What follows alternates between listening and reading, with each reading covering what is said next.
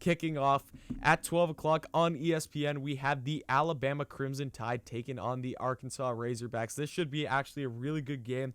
A very interesting game, honestly, because you have a team like Alabama, who's obviously the number one team in the nation, but Arkansas has been the most surprising team in the SEC this year. You have them.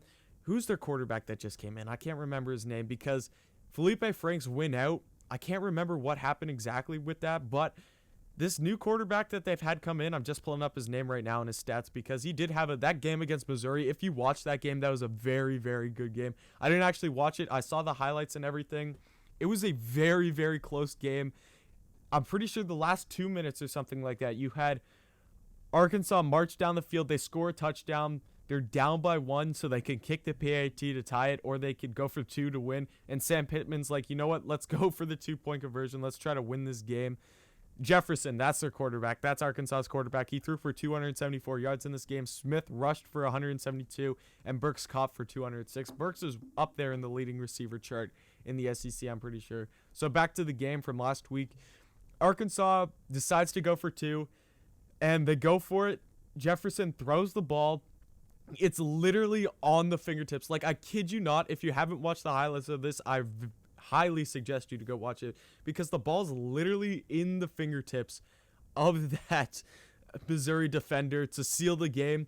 And then I can't remember who it was, but Arkansas's receiver literally just like runs in front of him and literally takes it out of his hands to give them the lead. Unbelievable. And then Missouri's able to get the ball back with like a minute left and march down the field and kick a game-winning field goal. But that was a very, very, very thrilling game. Nonetheless, that was an amazing game to watch there. So let's go into some of the splits. Actually, first, I got to go through Alabama's game this week because they had a very dominant performance against LSU. That was an unbelievable game. Devontae Smith, that guy's going to make some serious money this year in the draft. I remember listening to, I can't remember who it was I was listening to, but do you see how much money that Devontae Smith has made just by coming back this one season? Who knows if he goes first round last year in the draft? Who knows if it's second or third round? But he's a clear-cut first rounder in my opinion. There's no way that a team will pass up on this guy. First half, this guy had 3 touchdowns already. He had like 200-plus yards. I think he finished with 231 yards exactly. Let me check here. Yep, 200. Wait, no, that's season stats. My bad. Let me just pull up these stats. I got stat boards and everything all up on my computer just to fact check and everything. I don't go off a script. I have nothing scripted on my computer. I just need the stats to read out to you guys. So Devontae Smith this game finished with 231 yards. He had 3 touchdowns. Unbelievable performance by him. Najee Harris rushed for 145. He had a couple of touchdowns, I think, in this game, and Mac Jones throws for another 385. Best offense in the country, no question about it.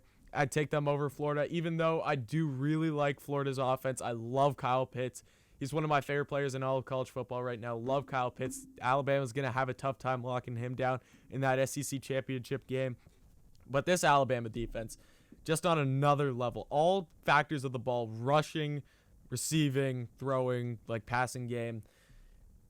Like, if Florida had a better rushing game, I'd put them up there with Alabama. But I think that Alabama tops Florida in receiving and in rushing. Like, I'd take Alabama's receivers, no question about it, other than Florida over Florida's, even though that Florida has Kyle Pitts, even though that Kadarius Toney and Grimes, who else have they got there? Can't remember anyone off the top of my head, but even though Florida does have some really good receivers, you're expecting me to take them over Devontae Smith, over Jalen Waddle, over John Mechie.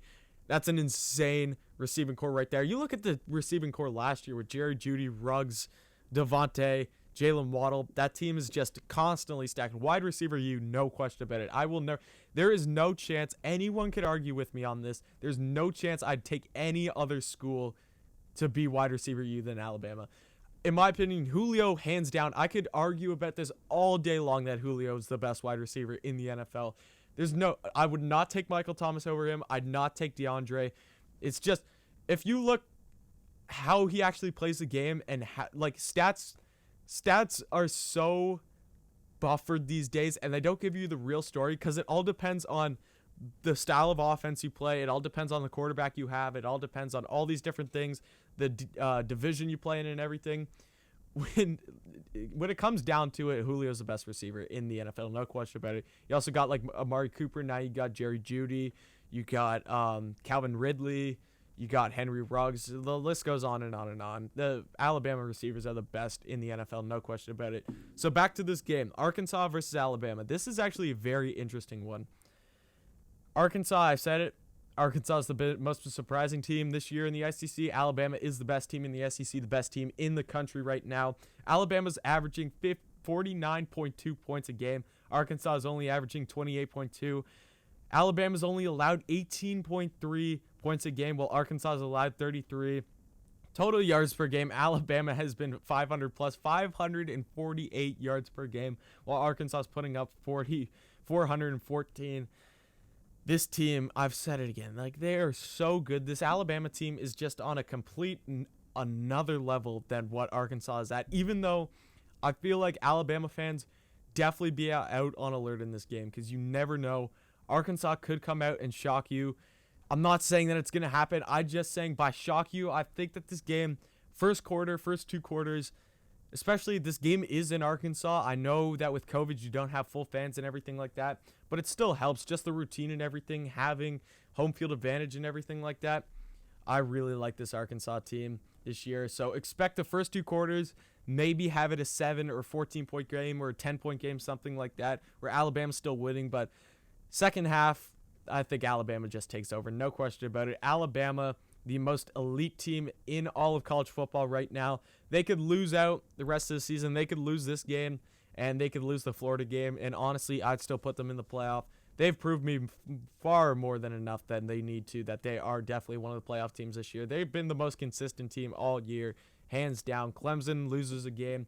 Ohio State has been up and down due to COVID and everything. They played a really close game against Indiana too. Notre Dame, even though they are undefeated, they had a very close game against Louisville earlier in the season, and they've had some scares. The only scare, in my opinion, that Alabama had was that Ole Miss game, which was an amazing, phenomenal game. That was definitely one of the better games I had watched it all season.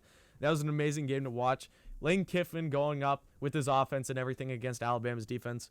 That's the only scare that Alabama's had this whole season.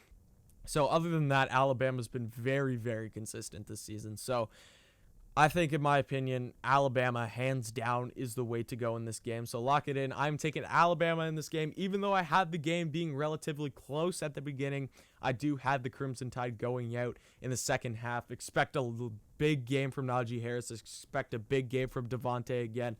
John Mechie, expect him to get in there. And expect Mac Jones to continue his Heisman candidate race, because he's up there. It's between him and Trask right now, and Mac Jones is one bad game from Trask away from taking this thing into control. So I expect him to have a big game, and Alabama's defense is going to limit Arkansas to enough points that Alabama's offense is going to score enough. So give me Alabama in this one, no question about it.